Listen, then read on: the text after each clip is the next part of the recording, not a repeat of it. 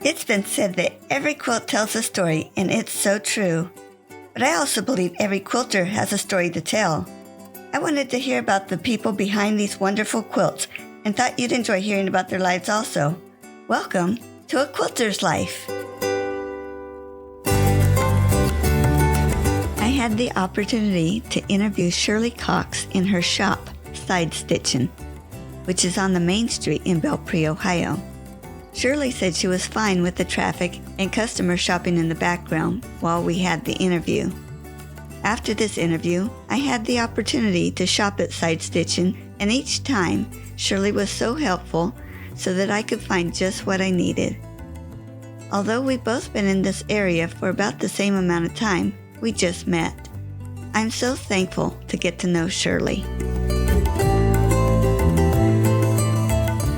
Shirley, I am so excited to listen to your story on A Quilter's Life.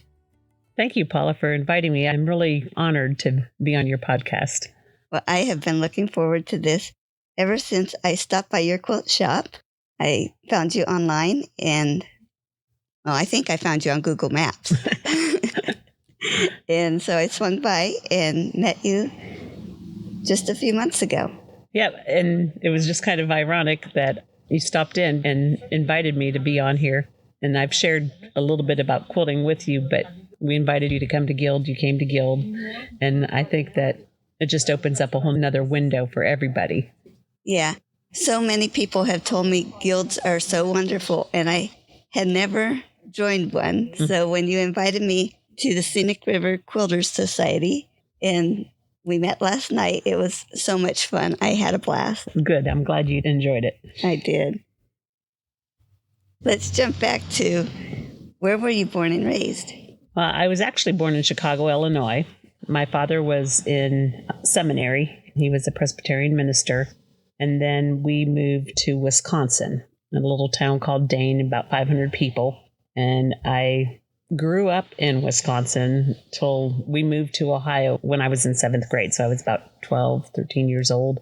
So I remember fondly winters in Wisconsin. They're nothing like winters in Ohio because we had lots of snow. Still keep in touch with a couple of my childhood friends from Wisconsin.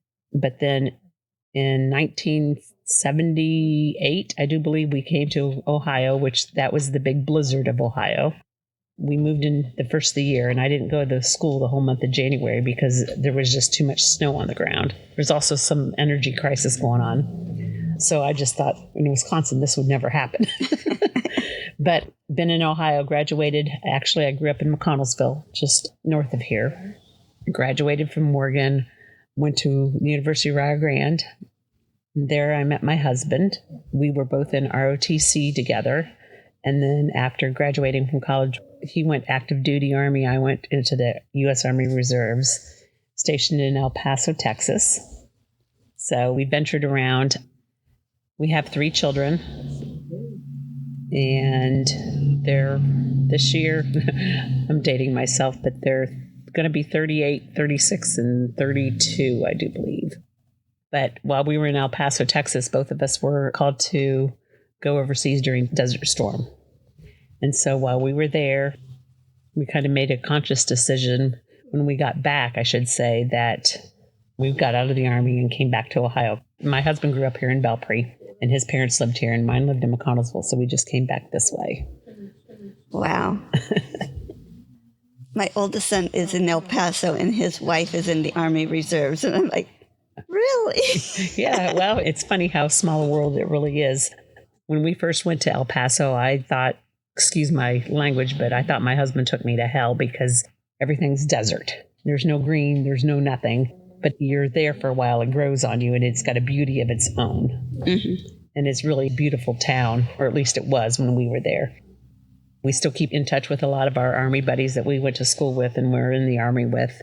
It was a nice community. I really have to say we really liked it there. But going over to Saudi Arabia just changed everything for us. So yeah, that would. Mm-hmm. A little bit about quilting background. My grandmother quilted everything by hand. She never used a sewing machine. She lived in Indiana. And I always remember going to her house and her quilt frame was set up. She lived in a trailer. Her quilt frame was set up in the living room of her trailer. And I just remember watching that. My mom sewed, but she did not quilt. And I really didn't quilt till about 13 years ago. So it was just kind of an odd thing that I got into quilting. So you told me about how you came back to this area. Mm-hmm. Is there anything else about your family you wanted to share? Well, like I said, I have 3 children. Joseph, but Joey we call him. And he and his wife live in Colorado currently.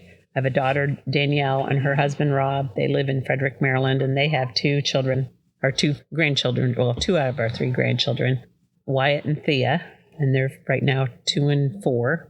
And then our youngest son, Tyler, he and his wife live in Florida, just outside of Tampa, and they have our first granddaughter, Kiana, and she's 5. So that's our family. Like I said, my dad was a Presbyterian minister. I have a sister who's younger than I am. My brother was about 4 years older than I was, but he passed away back in 92, I do believe, of melanoma. So it's just my sister and I now. My parents are both deceased. And I'm really close to my husband's family who live in South Carolina. So we still have lots of family connections. Nice. It sounds like you moved back here and they all moved away. My in-laws did. They retired. My father-in-law retired from, it was Shell Chemical. And then they were into horses, so they moved to Aiken, South Carolina, which is a big horse country. My dad retired from McConnellsville, from the church there, and then they've both passed. So, yep. So it's just us now. Yeah. My kids are all far away, so it's just my husband and I here now, but we like it here. Now, if you had the opportunity to talk to your great-great-great-great-grandchildren, what would you want them to know about you, or what would you want to tell them? I guess one thing I haven't mentioned in all of this, I taught high school English for 35 years and retired. So that's the big part of what I did too. Even though I was in the Army, I taught for 35 years as an educator. And if I could tell them anything, it's you're always going to be learning. No matter what. It doesn't matter what you do, where you go, just always learn something. One of the things I told my students all the time, if you learn one thing new every day, your day's not wasted. But you're wasting a day if you don't learn something new each day. But what do I want them to know about me? I probably would say that I'm just a kind person. And I wish them all the best in whatever they want to do. Was there anything else you wanted to share on your employment, like how you got into it, or? My mom and dad both started out as teachers. My mom, after my sister was born, kind of just stopped teaching to take care of the kids. My dad, like I said, he was in seminary when I was born, so he taught economics and he ventured into the ministry then. But I always thought teaching was fun. I really enjoyed it. I have to say COVID changed things and didn't enjoy it so much after COVID, during COVID or after. So I'm glad to be retired now. But it was good. I see students here now that I've had in the past and good connections, made good friends with my colleagues and things like that. But it was time to do something new. Yeah. And that's how I got into quilting, basically. Well, besides quilting, are there other crafts that you do or that you did in the past? Back in the 80s, my then college roommate, who actually we're still friends today and she helps me out here at the quilt shop, but she got me into cross stitching and we cross stitched a lot. And as life gets busy, I kind of put that aside. But really, that's about it. I didn't think of myself as crafty per se. I focused on the kids and the family and not so much craft stuff. I like to read. I read a lot. I don't have a whole lot of time to read now, but I listen to books more than I actually read the physical books. But there's always something I'm reading in one way or another. Growing up, I played piano too. So that was one of my hobbies, but we don't have a piano, so that's kind of gone by the wayside too. I like to be outside. I like to garden. I like to do outdoor activities, things like that. I keep thinking gardening would be fun, but I don't think the plants like me. Well, we've always had a garden, but I do a lot of canning too in the fall. So we're pretty self-sufficient that way. Nice. This year we have beans, green beans, tomatoes, corn, potatoes. I'm trying to think what else is in there. Spinach and lettuce, of course. But I always can potatoes, tomatoes, green beans. I always can that stuff. I'll buy 3 or 4 pumpkins and can pumpkin in the fall. But yeah, I have lots of canned goods. I'm picturing a pretty shelf. Yes. Oh, and then in the winter, and this is my husband's thing, not my thing. About the 3rd week of January, my husband taps our sugar maple trees and he makes homemade syrup too. So that's really good too. Do you think any of these hobbies or your crafts show up in your quilting? Oh, most definitely. Well, not so much the hobby, but the learning part, especially. I took a pattern writing course last fall and wanted to learn. It was a 10-week course that I did online and learned how to write patterns and how to design my own quilts and things like that. So I'm always constantly learning how to do things. Running a business is all new to me. Like I said, I taught English for 35 years and, just having to learn how to do what I do now is amazing. Now that course was with Elizabeth Chappell. Yes, Elizabeth Chappell. It's a quilt pattern writing course online. It's with Quilter's Candy. I'm going to interview her next week. Are you really? I am. Oh, that's exciting. So, yeah. And hers will probably end up being right after yours. So we can tell everyone, listen next week. And that we can listen to Elizabeth too. Yep. She was very instrumental. I mean, not only just for the pattern writing, but she helped in a business aspect for me to learn about setting up a website and doing the online things that I didn't know I needed to do. It's not so much the brick and mortar stuff, but how to do things online. I use Canva and I use Adobe Illustrator, so I've learned programs. She's phenomenal. She really is. And if you can take her course, I encourage everybody to do so.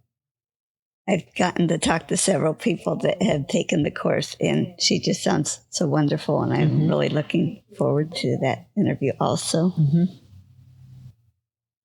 Tell us about who introduced you to quilting. That's quite a funny story because my friend Sally Maddox, she taught at Warren High School too. She taught math, I taught English.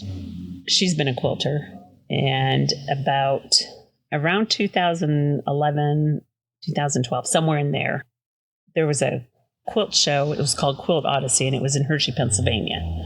And in February, you had to sign up to take classes for this Quilt Odyssey in July, and we referred to it as Quilt Camp. So she's like, hey, you need to do this. You need to sign up and go. And I'm like, I don't know how to quilt. She goes, oh, we'll get you going. And so I signed up to take classes. I actually had one of my first classes with Pepper Corey, who's a renowned quilter. She taught how to do basic log cabin blocks. And so that was like my first quilt that I ever made was a basic log cabin quilt. It's on my bed right now. But Sally got me started. And then each year we would go back to quilt camp in Hershey, Pennsylvania. And we did that until COVID hit. And then once COVID hit, they shut it down and they haven't started it back up, which I'm really sad to see. But that's how I got started in quilting, and she fed the beast for a long time and got me more and more into it. And we would go to retreats. We would do all sorts of things. And it wasn't just her. There's a group of us who actually all worked at Warren, a couple more teachers, the office personnel. We all stick together, but we would always go to quilt camp in Hershey, Pennsylvania and have just a lot of fun. Oh, to go with a bunch of friends, have fun. Mm-hmm. Yep. Plus getting to meet everybody else that comes. Mm-hmm. Is there a particular quilt, whether it's one you made or somebody else made, that is your favorite? I don't know if I want to call them my favorites, but they're ones I cherish the most. As I said, my grandmother quilted and pieced everything by hand. And when she passed away, my aunt sent me 2 of her quilt tops. And they were hand pieced. The tops were finished, but they weren't put together. And I had those just tucked away for a long time. And about a year ago, I got them out and I finished a couple borders on one of them. And then I sent them to the quilters and put backing on them and had them quilted and I bound them. So I think those 2, one's just a 9 patch and it's beautiful. It's red, white, and blue. And then the other one, It was kind of like a 9-patch on point, but those two were the two that I really treasured the most. And for Christmas this past year, I gave one of them to my sister for Christmas because I thought she really needs something from Grandma too. Mm-hmm. So, but those would be my most cherished quilts. Favorite quilt, I've made so many, a lot of samples for the shop and things, so I like them, and then it's time to move on to something else. Yeah. With all the tools we get to use, what's one that you are so happy you have? I think my favorite tools are the Quilter Select Ruler, and if you don't know what those are, you're missing out. And they have a coating on them so they don't slip, and I can't speak highly enough of those things. And it's not just one ruler, they're rulers. I just love to use them because you don't have to worry about, as you're cutting it, messes up, and then you've messed up a whole bunch of fabric. So yeah, any Quilter Select Ruler are probably my favorite item. Interesting. Have you used those before? No, I haven't. Okay. I might have to show you what they are then. If I'm not careful, I'm going to be walking out of here with a lot more than I That might happen, yes. Is there one part of the process you like better than others, or do you like each step along the way? Well, since I took that pattern writing course, I like to design. That's the fun part. Writing the pattern sometimes can get a little tedious, but it's okay. I really like to bind. People find it really funny, but to me, binding's relaxing, and I think that's the only time I actually can sit down and watch TV or, do something like that and just bind. I just like to bind. I'll bind for other people too, so it's just kind of funny. There seems to be two camps. People love it or hate it. There's no in between. That's probably true, but it's just, to me, it's soothing just to sit and bind. That stripe binding on Jenny's quilt last night was really cute. Did you see that? Yeah, I recommend stripes when I bind. I like movement in my binding, so I'll recommend stripes, whether they're straight or diagonal, or sometimes even like checked fabric. So I always think that it's better in a solid because it has a little movement to it. Interesting. Mm-hmm. Share your worst quilting experience. I don't know if I've ever had a worse quilting experience. I've had times when I felt really frustrated because I've had to tear things out. The seam ripper is not your friend, but it should be. But I really can't say I've had a horrible or a bad quilting experience. Any funny? Sometimes you don't realize it and you get a quilt made and then you've shown it to people, the tops to people, lots of people. And then you get it quilted and you get it bound and you show it to someone and they're like, oh, there's a mistake in it. And then you can never unsee it. And I think that might be the worst thing. If you see a mistake in a quilt you make, you don't have to point it out to everybody, but you can't unsee it.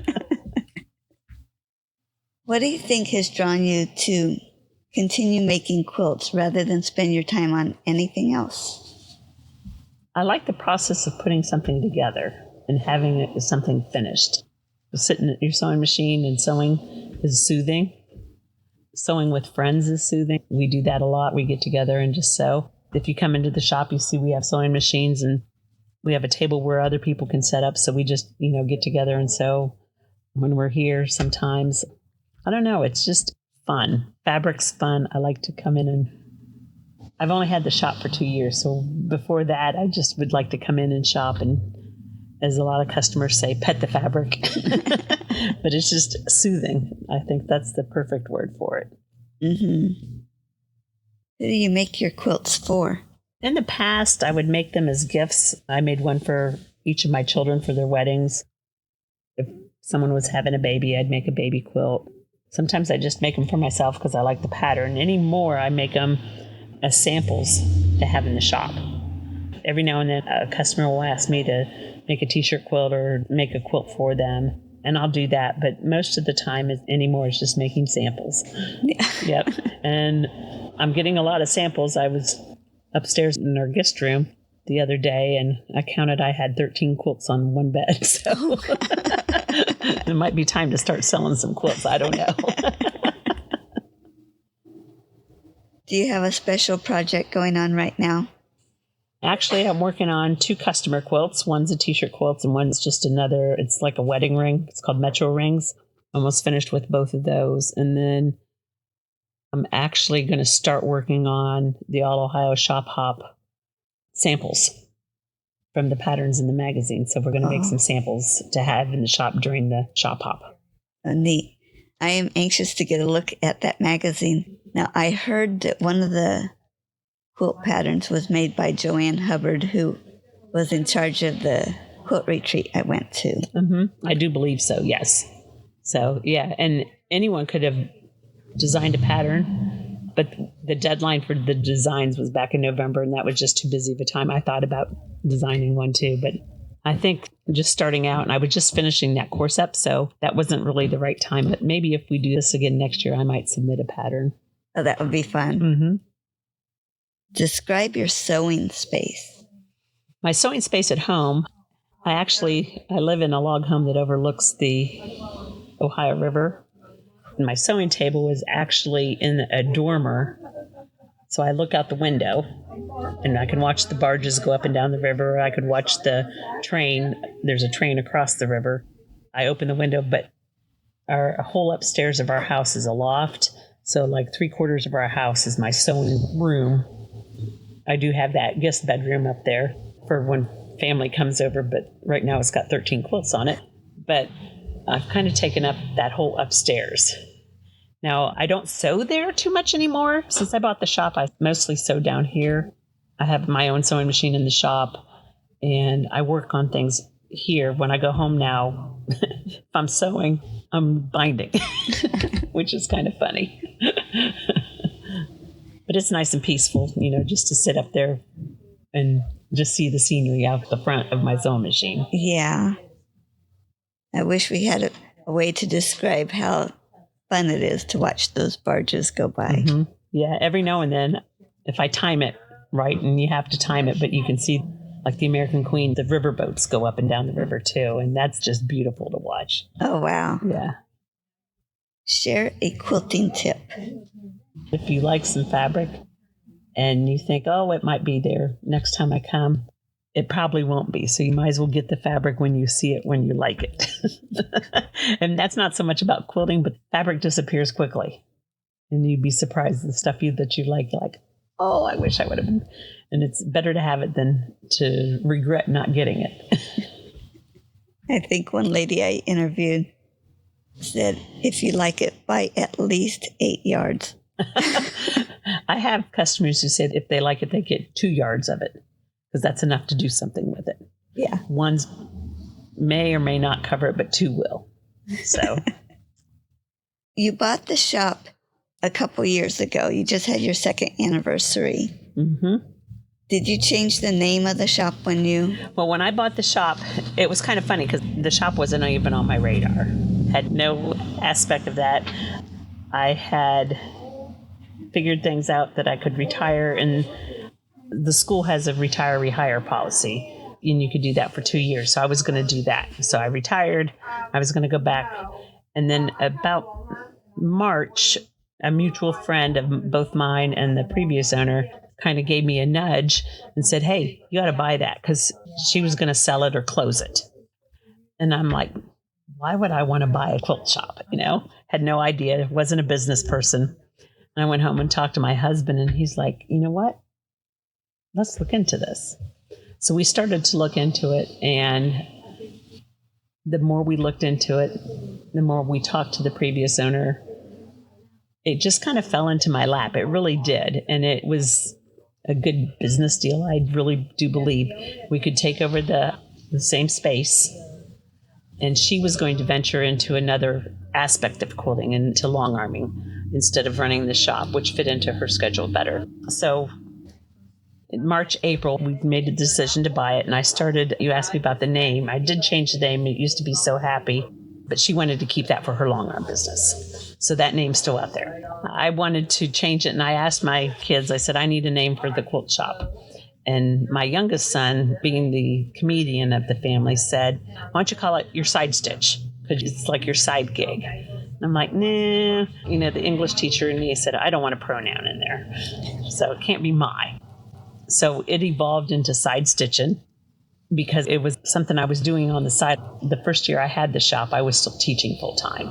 So that was a lot of logistics to work out. And it was just kind of cruising along. We were open from 12 to 6. I had some ladies who would come in and work from 12 to 3. I'd get done at school and I'd be here by 3, and I would work from 3 to 6 every night then. And then I would work all day on Saturday. And we just kind of cruised through that first year. And then I fully retired. I said, I'm done. And I've put a lot of time and effort into building up inventory. We've added some classes. We've done a whole lot of things. But the name's just kind of stuck. And if someone pointed out that it really fits because the door's on the side, so it's kind of like coming into the side of stitching. And I use that name, Side Stitching, to, like, we make our stitching boxes. We have all sorts of things that are stitching. So that's how the name came about. It was my Side Stitch and then evolved into Side Stitching. It's great that your kids could help with that. One thing about opening the shop too, and this just kind of fell into place, I took possession of it Memorial Day weekend of 2021. And our Warren, I don't know if the community knows that Warren built new schools. And they auctioned off the stuff in the old school because the old stuff couldn't go into the new school. So with all of that going on, I was able to, with the auction, get our front counter and cutting area. And the front counter was the office counter built by the shop teacher, Rod Rao, at the old Warren High School. So I got that, and we moved that in on Memorial Day weekend. I also have my desk. I have 2 of the tables that were in my classroom. And I got a cabinet from the biology room that housed microscopes. So a lot of Warren, I brought my past of teaching into the quilt shop. And I think that's really kind of, it helped the transition. It's just kind of nice. Yeah. Well, I just made the assumption that everything that was here had been left by the previous owner. No, the shelves were, but the tables and the front desk, it just fits perfectly. But that was the front counter at the office at the high school. Nice. The old high school. So yeah, some of my son's friends helped me move it into the building and get it set up. And over the Memorial Day weekend, I started on Friday morning, actually. And then on Tuesday, I opened. So that's how quick of a turnaround we made it. Wow. Yeah. But it's been fun. It's a lot of fun. And have you offered your classes the whole time, or did that start up later? No, we just started classes in the spring. I don't have the summer schedule out yet, but I don't have room in the shop for classes. I'd love to have a bigger shop with a classroom, but right now that's not in the works. But the church I go to has offered us to use their fellowship hall on Mondays. So we have classes on Mondays at Pioneer Presbyterian Church, which is right across from the Marietta Memorial Campus here in Belpre on the 4-lane. We've had several classes, a couple beginner classes, specific quilt classes, and I'm going to continue with some beginner classes and quilt classes, and I'm getting ready to do a block of the month. So the block of the month, we'll have a class too for that if people who are participating want to come and get assistance on one day each month. That sounds exciting. When you started offering them back in the spring and you remember somebody signing up for one of your classes, how exciting was it? Oh, it's always exciting.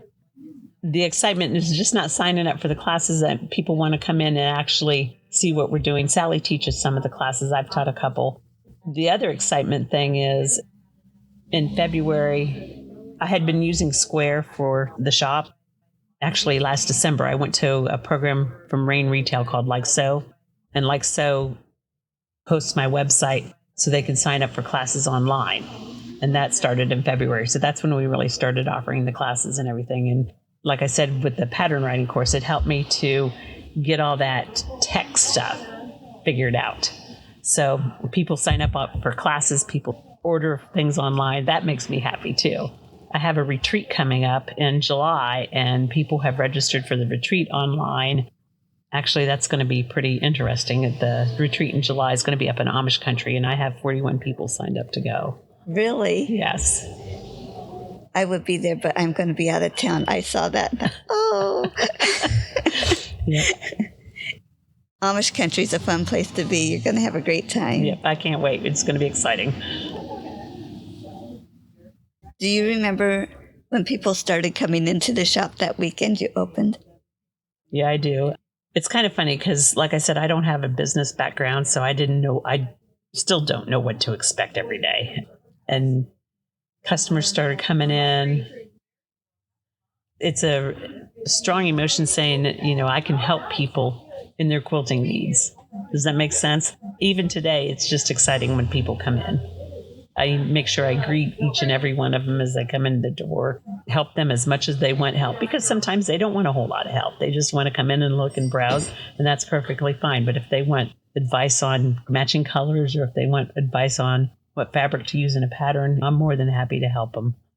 And I appreciated being greeted when I came in. That was so nice. Yes. Anything else about your business you'd like to share with us? Well, like I said, you can shop online. My website's just sidestitchin.com. We have lots of fabric because there's 3 quilt shops in the area. One of my niches, I should say, is I just like fabric. So I have lots of bolts of fabric. I don't have a whole lot of notions. I don't have embroidery stuff. I have a little bit of cross stitch, but we have lots of bolts. So if you need stuff, this is the place to come and get it.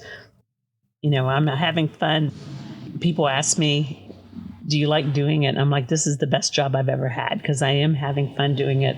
I have expanded, by going to quilt shows. I'm getting ready to go to a quilt show tomorrow, as a matter of fact, the West Virginia Quilt Show in Summersville. But I don't want to get too far away from my customers because where my customer base is, I really want to tend to them.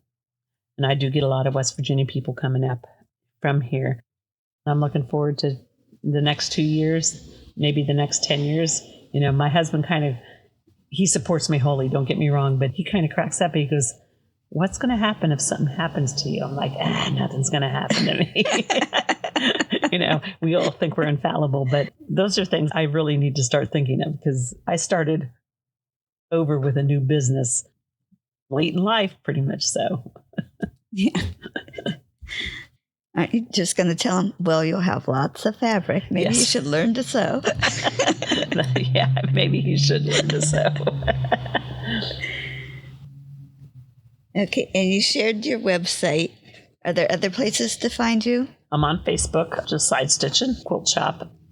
I have a Instagram account that's at my Side Stitchin. Those are the 2 platforms for social media, Facebook and Instagram, that I have. And I try to post on there regularly, but I don't always manage to do so. I also have a newsletter, so if you'd like to receive the newsletter, you can go online to the website at sidestitchin.com and sign up just to get to the newsletter and peruse through the website to see what we have. If it's in this store, we pretty much have it on the website. That's great. Well, I thank you for inviting me to be on this, and it's been a real pleasure. Oh, it's been great to have you and to hear your story. Thanks so much. You're welcome. Thank you. Bye. Bye-bye. You can find more stories on aquilterslife.com or subscribe on your favorite podcast player so each episode will be downloaded automatically.